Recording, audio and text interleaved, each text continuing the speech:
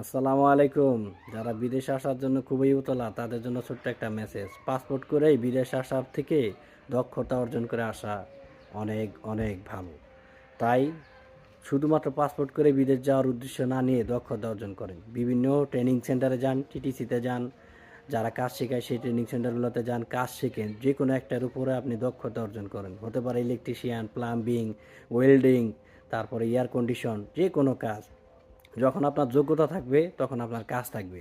আপনি বিদেশে আইসা যখন আপনার বন্ধু বান্ধব ভাইকে ফোন দিবেন, ভাই আমার একটা কাজ লাগবে, সে আপনাকে যখন বলবে যে আপনি কী কাজ জানেন, যদি বলেন আমি কিছুই জানি না, তখন আপনার জন্য কাজ ম্যানেজ হবে না। যখন বলবেন যে ভাই আমি তো ইলেকট্রিশিয়ানের কাজ জানি, আমি ওয়েল্ডিংয়ের কাজ জানি, তখন আপনার জন্য খুব দ্রুত একটা কাজের ব্যবস্থা হবে, সুন্দর একটা আর্নিং করতে পারবেন, সুন্দর একটা জীবন করতে পারবেন। অতএব আবেগে পাসপোর্ট করে বিদেশ না দৌড়ায়া দক্ষতা অর্জন করে পাসপোর্ট করে বিদেশ আসেন। এটা সর্বক্ষেত্রেই ভালো হবে। আপনিও ভালো থাকবেন, পরিবারও ভালো থাকবে। আসসালামু আলাইকুম।